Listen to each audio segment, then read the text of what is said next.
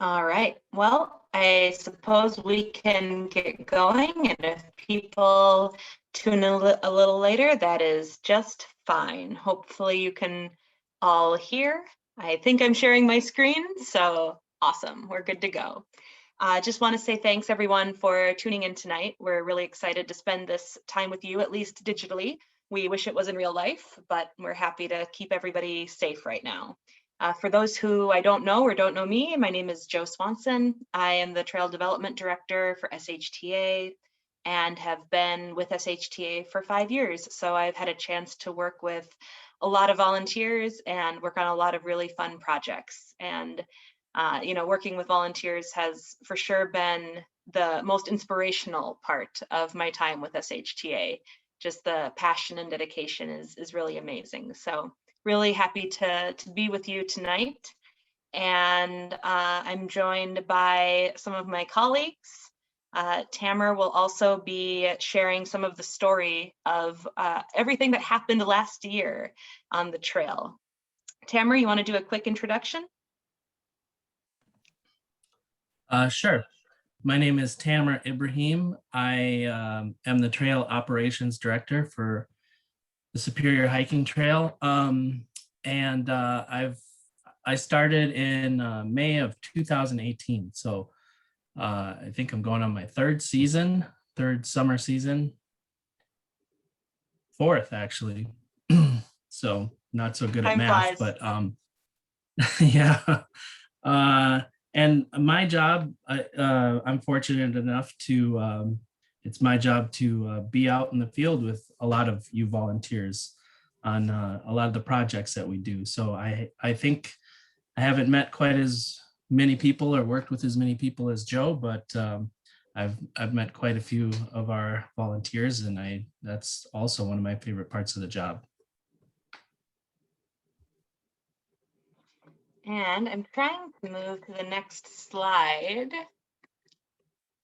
It is not going. We have also on the line tonight is Jaren Kramer, who's playing the part of tech support. What am I doing wrong, Jaren? Well, that's a good question, Jo. You might want to check the view options for your screen share. That might be the holdup. And make sure that you're clicking on the right part of the screen to get it to move forward. And also, hello, everybody. I'm the Development and Communications Director for the SHTA. So hopefully my skill set can help us get this slideshow moving. Yeah, that's a great question. I was so pleased with myself for getting the screen share to go. Yeah, you might stop screen share and then start it back up again. The good old unplug it and plug it back in trick. Love it. I think we're all familiar with that. We'll see how that goes.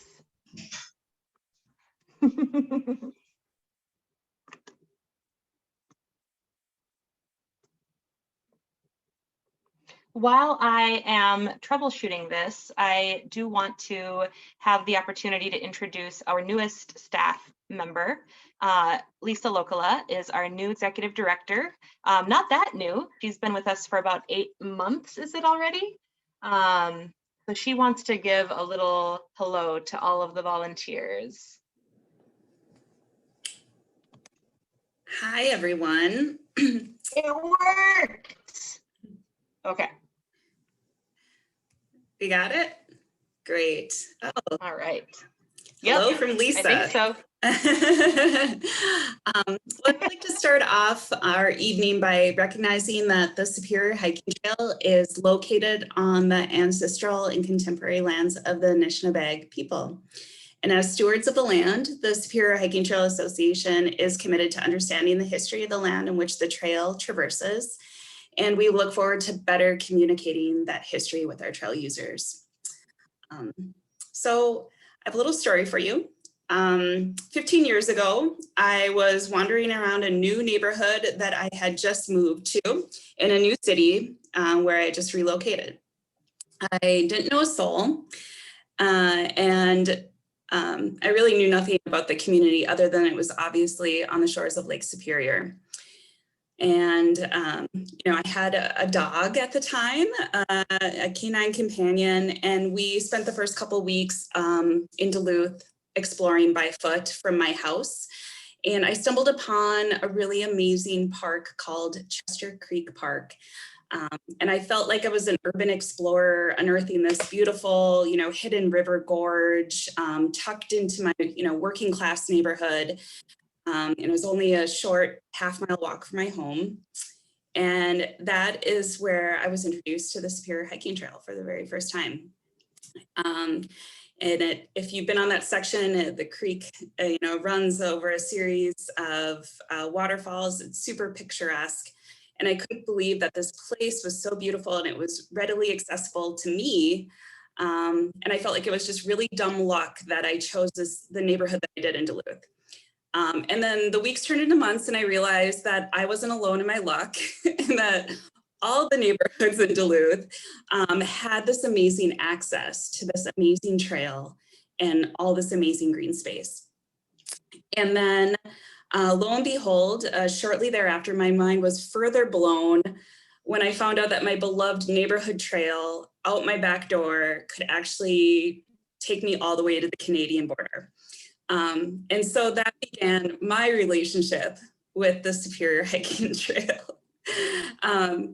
So hello, I'm super excited to celebrate with you tonight. And I must say that I'm also really happy to see some names pop up on the screen that I've heard multiple times from staff over the last 8 months. I hope that I get to hear your stories over the upcoming months and years as we work together. I know each one of you are here because you too have a story that compelled you to become a volunteer with the Superior Hiking Trail. But most importantly, I'm here to give thanks to you for making the Superior Hiking Trail the amazing recreational asset that it is for everyone today. I'd have to say that overall, the organizational culture here is such one of gratitude and selfless stewardship. Really, having come from public service prior, I was a little overwhelmed really by the care and consideration that kind of flows back and forth between volunteers and staff and our land managers and donors and agency partners. And I often think there's a little bit of magic in what we're doing out there, our collective work to help connect and reconnect people to themselves, to each other and to nature. So I just want to say a huge thank you for fostering this culture of gratitude and stewardship. And I'm excited to celebrate your hard work and successes tonight. And I look forward to meeting many of you, hopefully in the not too distant future, and hearing your stories too. Back to you, Joe.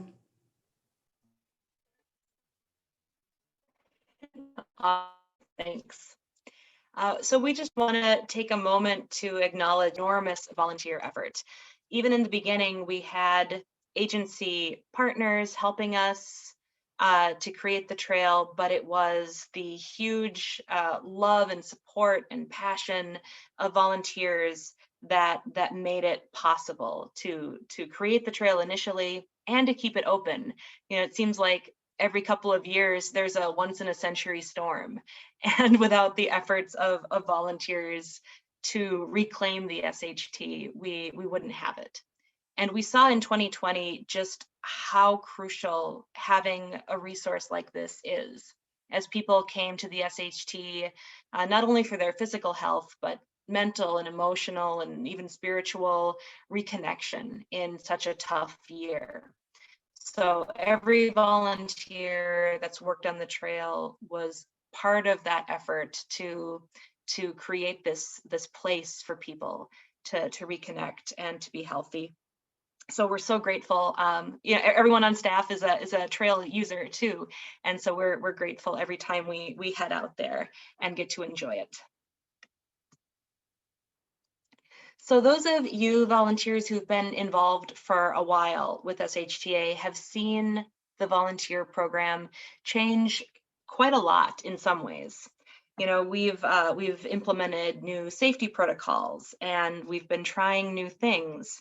We have a lot of challenges that we've been working through, like how to steward a trail with hundreds of miles of aging infrastructure that's getting more use than was ever dreamed of, that you know, has such an allure to so many, even outside the state. It's not just Minnesotans that come to this trail, but really we're getting some national coverage. And you know, now we're officially part of the North Country Trail. So we've been experimenting with a lot of things within the volunteer program to try to find sustainable paths forward, not just for the trail itself, but also for managing volunteer events, for keeping everyone safe and offering good experiences out there. So thanks for your patience as we figure all of this out, because it's a lot to navigate.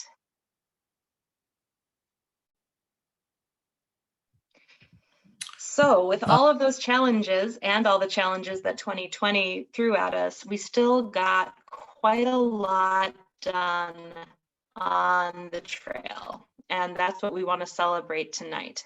But I want to first recognize that not every volunteer decided to come to the trail last year, and that's okay.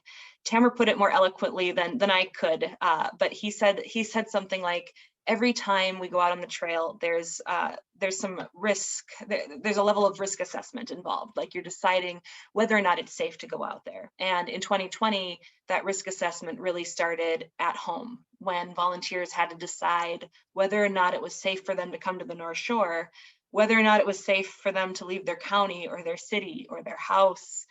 And for a lot of volunteers, the answer was no, that they didn't feel safe doing that. And that's completely fine. We want all our volunteers to feel safe and be safe. And so we're glad that our volunteers were comfortable and confident in stepping back if that was the right choice for them. And we know that some volunteers will probably go through that again this year. You know, COVID-19 isn't over yet, and not every volunteer will be ready to return even this year, and that's completely okay.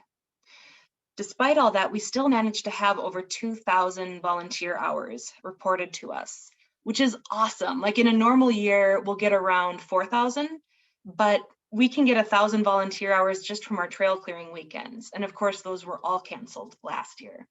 So the fact that we got over 2,000 volunteer hours is incredible. And I'm so impressed with how high that number is. And because of the volunteer effort, we were able to make sure that every section of trail had some amount of maintenance done on it.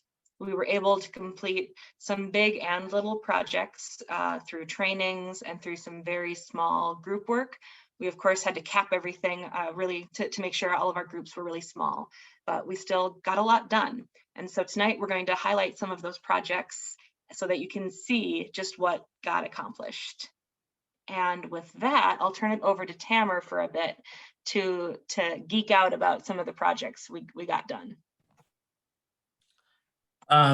Well, a few slides back, Joe mentioned, it was mentioned that one of our goals with our volunteer program is to provide more training opportunities. And that is something that we are kind of committing to, and you know, we're just kind of getting started here. We had a couple trainings in 2019 and a couple more last year. The ones last year were scaled down a little bit, but we still wanted to have them. They were actually already planned out, so we had to proceed there. But so this one, Bean and Bear Lake Trail, a lot of people are familiar with it. Most people know that it's a very heavily used and highly impacted trail on the SHT. Some might say much loved. So this, the training that we had there was with Tim Malzahn, who formerly worked with the Ice Age Trail. And it was focusing on water on the trail and how to deal with the problems that water can cause, and how to get it off the trail as quickly as possible. So we called it our plumbing training, and we worked on learn things like drainage structures, and how to reshed drainage structures like water bars or drainage dips, how to reshape tread to more effectively shed water, and how to build checks and other structures to slow the speed of water, which causes erosion. That was kind of more the focus. It wasn't so much on like the perennial mud holes. Those are kind of another sort of problem, but they can be dealt with some of this stuff too. But during the training, we fixed up approximately 3/4 of a mile of the trail, and that was within the first mile from the parking lot. So we didn't go very far, and we found plenty to do. So more to come on that.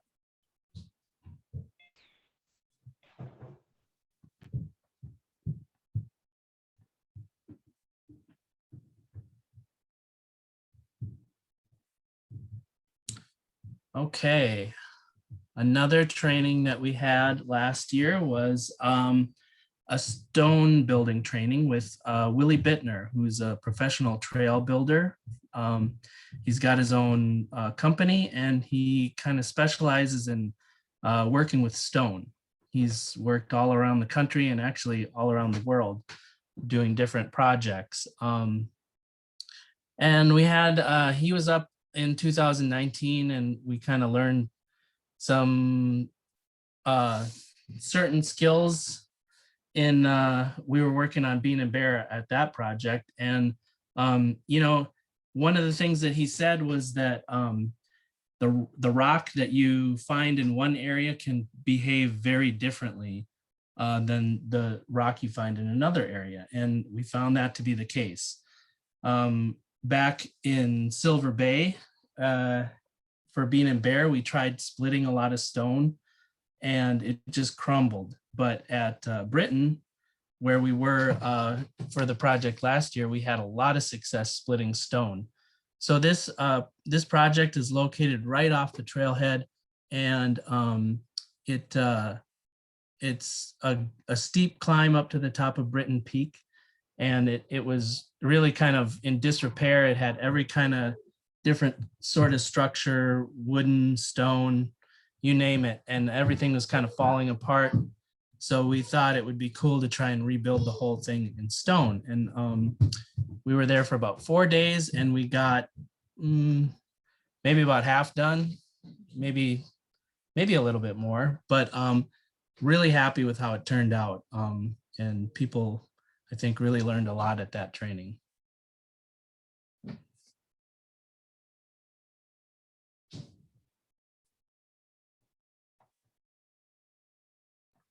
And then this was a project and not a training so much, but it was, I don't know, many of you have probably heard of the infamous 138 steps in Duluth around Spirit Mountain and just off of Knowlton Creek. And this was pretty collaborative. We had SHTA staff, Larry Sampson, who many of you know, our maintenance contractor from Duluth, Jim Schoberg representing the city of Duluth, and a contractor, all kind of identified an alternate route, following the natural terrain and the side hill of the steep, basically ravine in the area. It's really steep there, but they managed to find a route to get to the top using a much more sustainable grade. So it's not straight up the fall line, they call it, which is basically straight up the hill. And that allows us to build a much more sustainable trail that sheds water better. So Larry has a lot of seasoned volunteers that he works with down in Duluth, and I'd say they really got to practice their trail building skills on this project, because working in that kind of terrain is very challenging. There's a lot of soil to move, and it's you have to really make sure you do it right so that it holds up. And it turned out really great. The volunteers did a lot of the handwork on the steep slopes. The contractor did a lot of machine building and kind of at the beginning and the end of the reroute, but it's in the end, they tore out the old steps and the new reroute is open for business.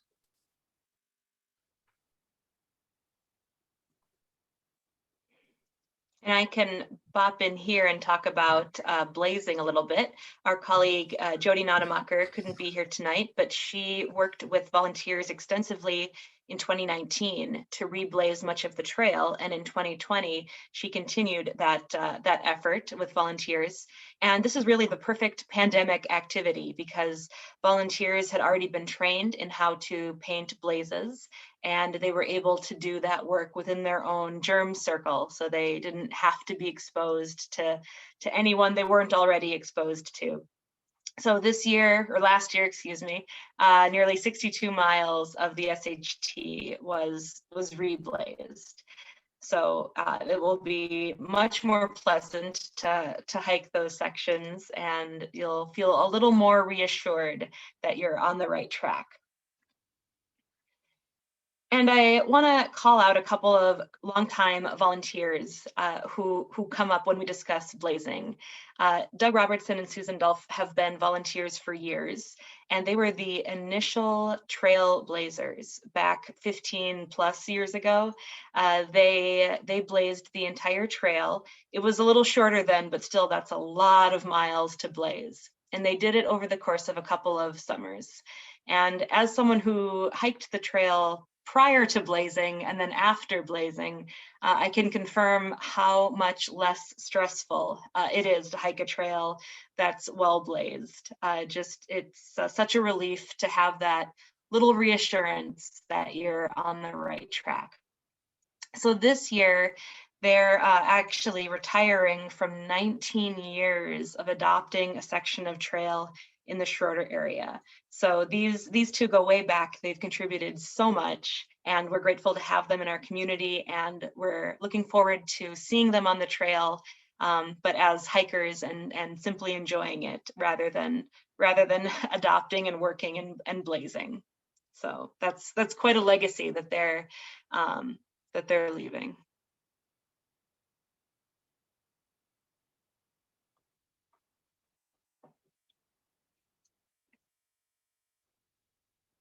And another project that we did this year was along the Onion River, and Tamara knows more about this one than I do. All right. Well, this project has a long history, and I'm finding out that a lot of the projects that we work on have long histories. They are a lot of these problem areas, just we keep working on them and until we come up with a solution. And sometimes, we get sidetracked along the way. So this was a project that was supposed to happen a number of years ago, maybe even like as early as 2015 or 16, long before I showed up. And it never did. It never happened. So, but the need to put in a structure didn't go away. So in the winter of 2019, we started hauling some lumber in. SHTA staff and the Forest Service did a winter haul. I want to point out that none of this lumber was carried in by hand. And neither was the bear pole that you'll see in the next slide. Spoiler alert. Anyway, so in 2019, a group of volunteers and some Forest Service employees built about 150 feet of this structure that you're looking at using some really heavy lumber. That is rough sawn 3x12. And so that's one of the reasons we didn't carry it in by hand. But we used up all that stuff and we didn't quite make it to the end. So the following winter, we hauled in some more material that we had similar stuff.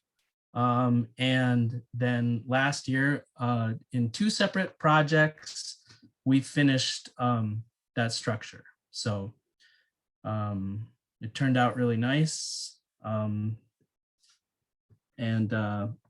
Yeah, so it just, things really sometimes take a long time to reach fruition, I guess. And it takes a lot of different kind of volunteer efforts and staff efforts and collaboration with different partners along the way. You'll kind of see that theme coming up a lot tonight. So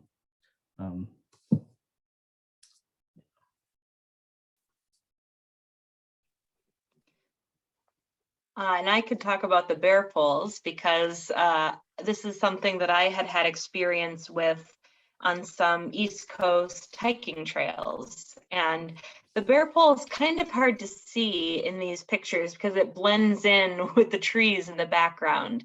But a bear pole is essentially a very tall metal tree that backpackers can hang their food on at night so that bears or raccoons or even mice don't get into it.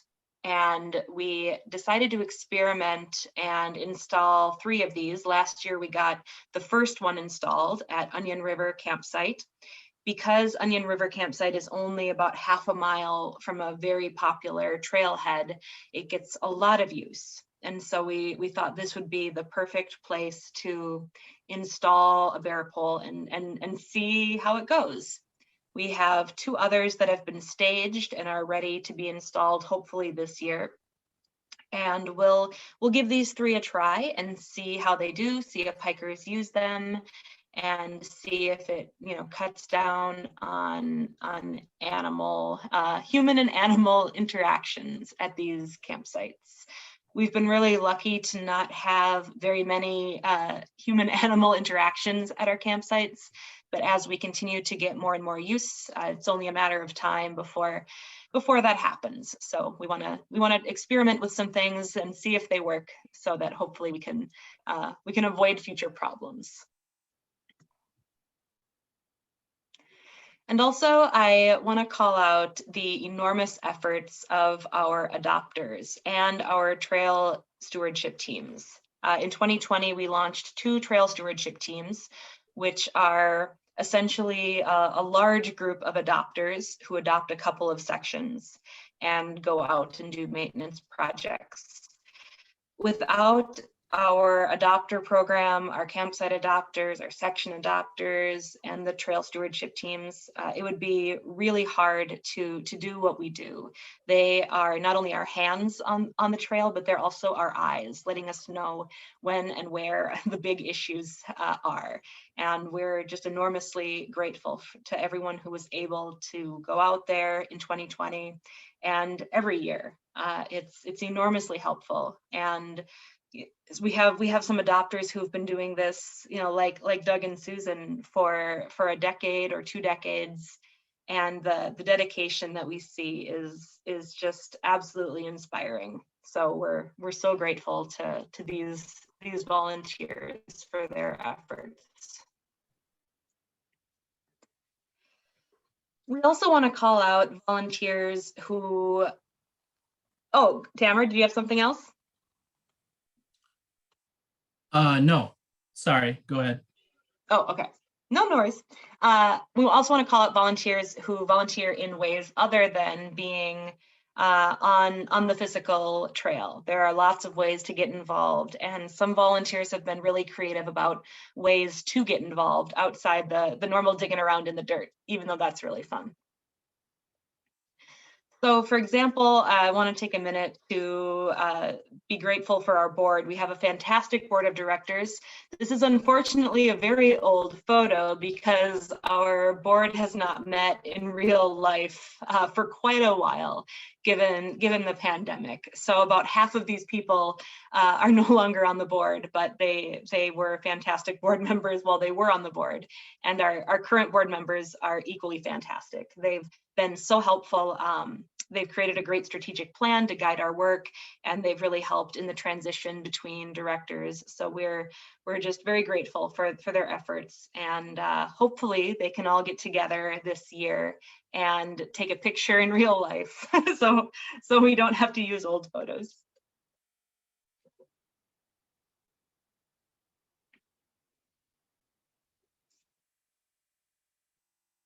And sometimes volunteers have a particular interest or expertise level, and I'll let Tamer tell you about this guy. Charlie Gallet was very instrumental in helping us purchase our brand new AEDs, or automatic external defibrillators. We kind of got the idea that it might be a good idea to have some of these on site during projects. Working in remote locations, it seemed like it could possibly make a big difference someday. So I was looking into it, and I think Denny had asked Charlie to review some of our first aid kits, and then I think somehow they got on this topic, and Charlie really just kind of ran with it. And you know, he used his years of experience as an EMT and in the medical field, and really kind of took the lead to finding a really good model for us, and like looking into you know, cost sharing things, and then eventually developing a protocol for their use, and providing staff training. So this picture on the left was from the training that he provided. Those are we got 3 of these units. We have one up north in Grand Marais. We have one down south in Duluth, and then one in Two Harbors. So you might see them. You might have to carry it. Don't spill your drink on it. But the ones he picked out are I'd say very ideal for trail use, because it's small, it's lightweight, and it's pretty durable and resistant to things like water and dirt penetration and stuff like that. So ideal for being in the outdoors. Aside from, you know, helping us out in that way, he also is a dedicated section adopter down in the southern reaches of the SHT around Duluth and stuff. And he also has come up with a new trail register design that you might start seeing on the trail in places. I don't know if they've all been installed, but I think most of them have been. So thank you, Charlie. Really good design, and thanks for all your help. We're excited to finally have trail registers consistently between Duluth and Two Harbors. Before that design, we didn't have any. I want to give a shout out to our awesome volunteer, Nicole, who not only is a section adopter, but is just a fantastic brain. And I often will email her for her opinions on things. She has a great way of seeing how to problem solve things. And she shows up to trainings and is very curious to learn more, and comes up with fantastic ideas. One way that she was able to help out not only us, but every volunteer for all time, is that she was able to provide a match so that SHTA could invest in CANICOM. So on the screen, you'll see our nice, shiny new CANICOM that we can't wait to fill with dirt and rocks and tools and anything else that's needed. This device will help us move materials into work sites so that when we're doing volunteer projects, the volunteers get to spend more of their time doing the project and less of their effort in getting materials and all the stuff that we need into the project site. So I have not yet seen this thing in action, but I can't wait for that to happen. We're grateful to have this, and every future volunteer will have their workload lightened a little thanks to Nicole.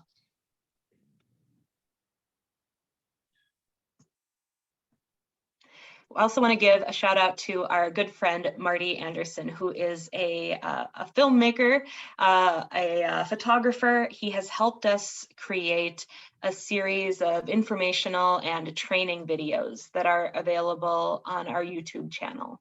We had started this prior to 2020, but the events of 2020 really drove home the point of how important having virtual trainings will be.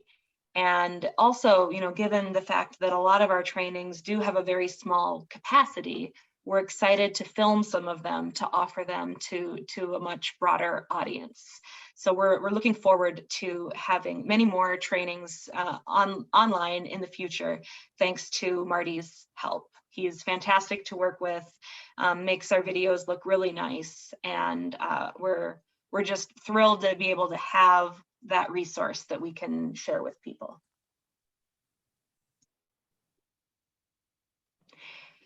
Now, the final volunteer that we would like to recognize tonight, and we'd like to recognize all of them, but we do have a very special volunteer who is the 2020 Volunteer of the Year.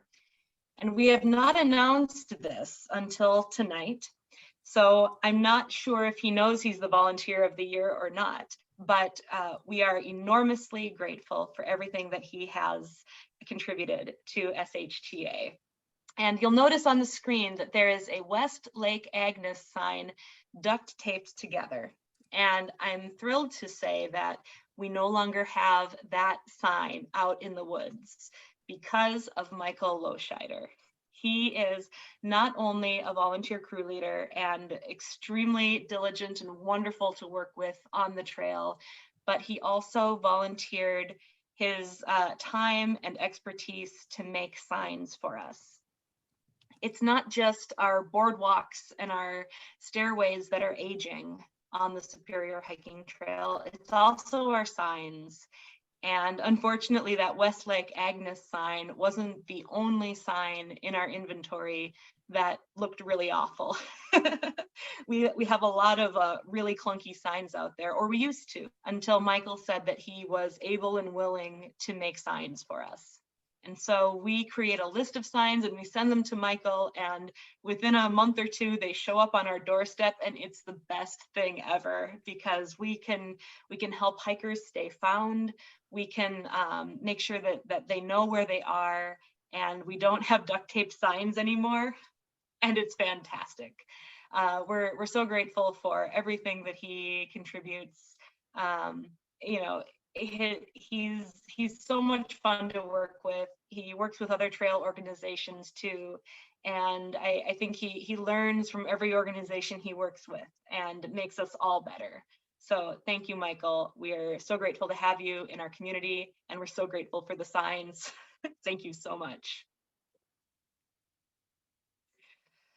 The last thing we want to talk through tonight is some contractor projects that got completed in 2020. And you may think that seems like a strange thing to talk about in a volunteer appreciation party, but it actually is very relevant to volunteer work because of the impressive volunteer effort that you all contribute.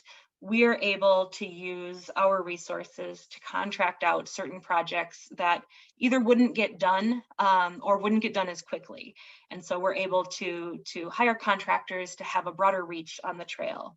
And often it's your volunteer hours that we're using as a match in grant applications. So we're able to get funds thanks to the volunteer hours that you're putting in. So the work that you do on the trail not only directly benefits it, by being hands-on, but it also benefits us as we apply for more and more grants. And Amber's going to walk us through a few of the projects we were able to complete in 2020, thanks in part to the volunteer effort. All right, so pincushion. We, you know, as I mentioned before, like a lot of our projects, this has a long history, and it came about because of collaboration and a lot of people coming together to make this thing happen. So we had volunteers, we had the Forest Service, SHTA staff. We also had volunteers from another nonprofit, the North Shore Ski and Run Club. And they're the people who kicked us off of the ski trail and kind of forced us to build this reroute. But we're not upset because in the end, this is really what we wanted. So, you know, we'll say it was a nudge in the right direction. But anyway, as many of you know, we were sharing the ski trail for forever, probably, at Pincushion in Grand Marais. And so as trail use went up, you know, there's really started to be a lot more user conflicts in the winter, which typically was a pretty quiet time of year, but it's getting to not be that way anymore. So you get hikers on groomed ski trails and you get problems. So this route was identified and planned out. And in the end, we put it out for bid because it was really something that we wanted to get done quickly. 2.5 miles of brand new construction would have taken us a very long time to do. And it's really some challenging, it's a really challenging area. There's a lot of very wet parts to it and just a lot of places that aren't really ideal for building a trail. But we were lucky to be able to hire a contractor, a local from Grand Marais, who has actually built much of the bike trails, many of the bike trails at Pincushion. So he was very familiar with the area. And I think most people agree that he did a wonderful job. And, you know, this project was really made possible by volunteer match and also a lot of volunteer labor in the preparation of it.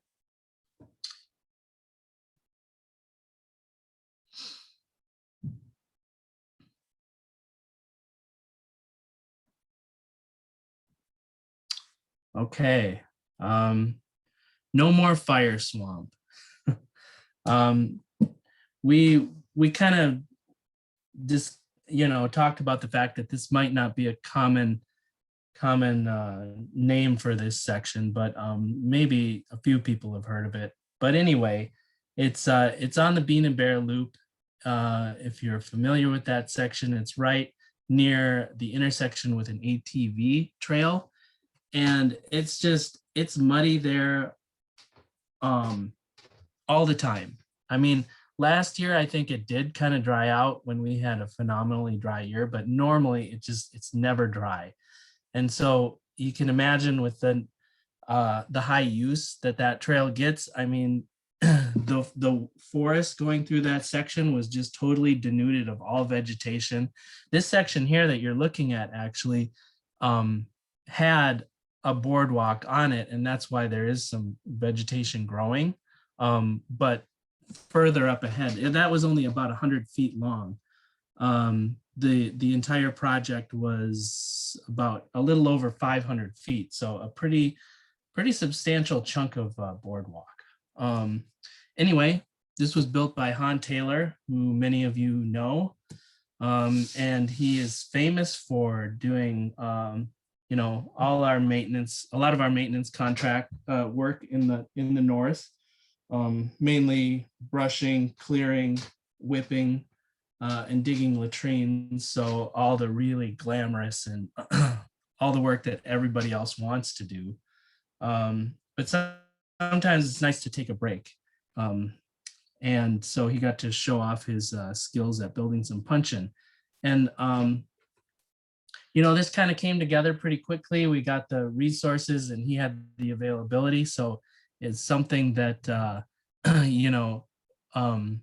is another really good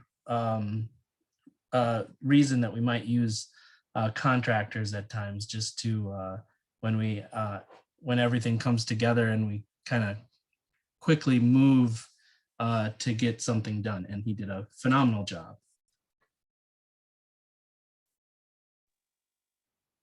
And I can give a little background on Sawmill Creek Pond.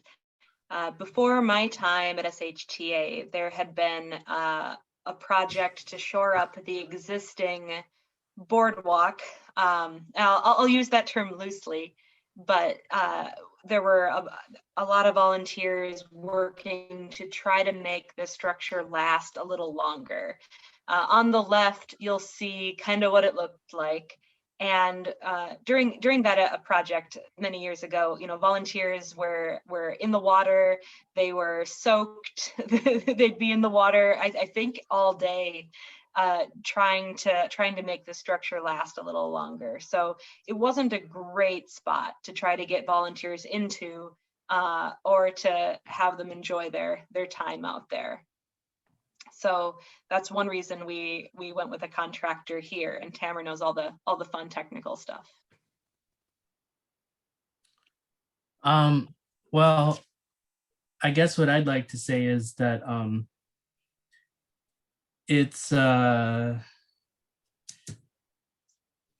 we never want structures to get as far gone as the one you see pictured on the left. That was way past the end of its life expectancy. And, it's really the challenge in kind of maintaining the trail is really, there's of course, there's all kinds of natural hazards and things to trip on and stuff like that. But when the hazard is a structure that was installed by the people who are, charged with taking care of the trail, it's a little less excusable, and it can really lead to some bad things if it's not taken care of. So this one really was long overdue, and I personally, I love the way it turned out. Contractor did a great job there.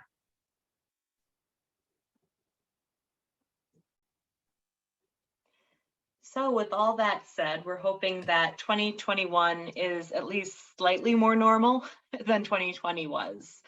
We'd love to see some of you in real life who we didn't get a chance to see last year. And we just want to do a quick teaser for what's on the horizon. This year, we know that we're going to be doing a replacement of the Kimball Creek Bridge up in Cook County. We're going to be working on a Split Rock River Loop project to make that loop a little better. We're hoping to have some trainings, some virtual and hopefully some in real life. And we're going to also have to do a different trail clearing model than we do in normal years. It just won't be possible to bring 30 people together to all hang out in a community center in a couple months, not quite yet. So at any event that we do have, we will make sure to keep numbers low. We're going to have COVID-19 protocols and safety measures in place. Our goal is always to be as safe as possible. And you can learn more about what we've got on the horizon at a couple of webinars that are coming up. We are going to have a webinar about our trail maintenance manual, kind of talk about our trail standards and where they came from and where the trail is going. And then on May 4th, we're going to be doing a webinar with more details about the volunteer projects that we hope to accomplish in 2021. So we're really optimistic that this will be a great season on the trail. It was really hard last year to not see everybody and to not have that connection. And we miss seeing all of your faces. It's great to at least meet with you, at least digitally. And here's hoping for some campfires this year and some good laughs and some good trail work. We can't thank you all enough for all that you do. You are the soul of the SHT, and we look forward to connecting. If you have any immediate questions or concerns or anything, our email addresses are on the screen. You probably already know how to get in touch with us, but just in case, feel free to drop me or Tamara a line, and we look forward to seeing you soon, hopefully. Any closing thoughts, Tamara? No, I just, you know, to echo what you have already said, yeah, we couldn't do a lot of this stuff without all of the hard work that you guys have been putting in since the beginning. And, you know, it's really taken a lot of people. You know, we've got volunteers that have moved on. We're always welcoming new volunteers, and so it's really just kind of a continuing spectrum of people that are just dedicated to the trail and to you know, preserving something that thousands and thousands of people are going to enjoy. And yeah, we're so appreciative. Thank you so much. Have a great evening, everyone. We look forward to seeing you soon.